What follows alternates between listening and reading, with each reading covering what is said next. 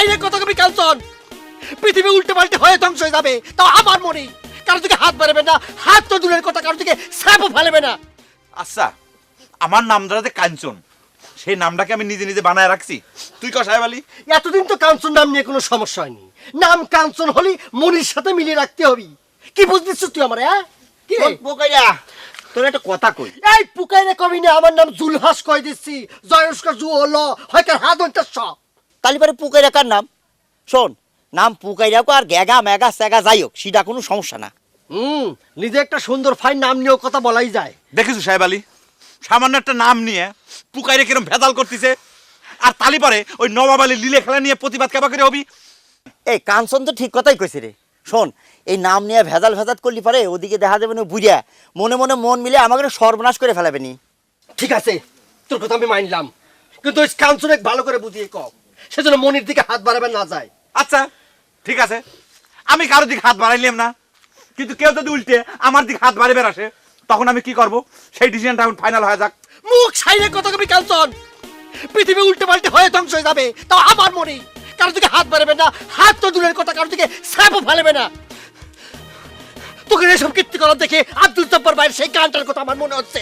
বন্ধু হতে গিয়ে আমি শত্রু বলে গণ্য হলাম। এই থাক থাম, এই আরে এরকম করতেছিস, লাফাইতেছিস কি? এই খারা খারা এখন এই এত লাফাইতেছিস কি জেনে? শোন, ওই যে বুইরা কিভাবে সাহায্য করা যায় এজন্য একটা বুদ্ধি বার করা। ও নারাই করে খালি সব সময়। লড়াই করে কি হবে? বয় আয় ঠান্ডা মাথায় বয়। এই ঠান্ডা মাথা হবে আরে কি? আমার বয়, ঠিক আছে বয়। বয়। মাথা পিতাকে পু দাগে। বয়। তুই তো উঠে গেছে, সব তাক পড়ে গেছে।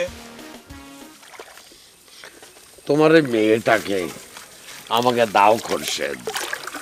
ওর গানের গলা আল্লাহ প্রদত্ত, ঠিক মতো তালিম নিলে তুমি দেখো ও অনেক বড় শিল্পী হবে।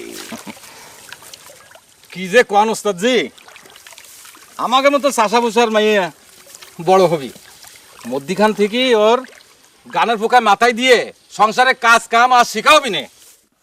গানের পোকা? ওর মাথার মধ্যে আর নতুন করে কি ঢুকবে খোরশেদ? ওর মগজের মধ্যে গানের পোকা তো অনেক আগেই বাসা পেতে বসে আছে।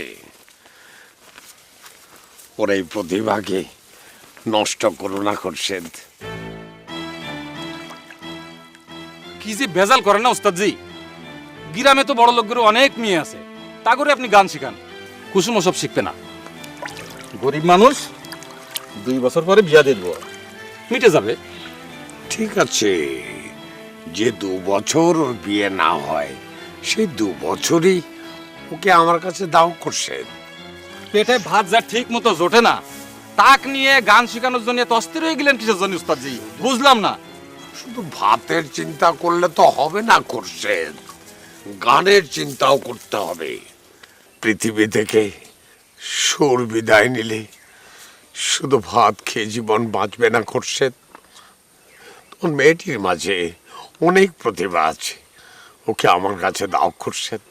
গরিবের ওইসব প্রতিভা টতিভা থেকে কোনো লাভ নেই ওস্তাদ জি। আপনারা তো শুনি অনেক প্রতিভা ছিল, আপনার কি লাভ হয়েছে? গান গান করে জীবনটারে যে ধ্বংস করে দিলেন, তাতে কোনো লাভ হয়েছে?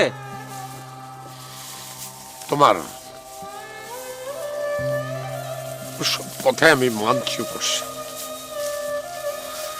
তবু শেষ কথা বলি, কুসুমের মায়ের সঙ্গে আলাপ করে যদি ওর মা রাজি হয়, মেয়েটাকে আমার কাছে পাঠিয়ে দিও। হ্যাঁ,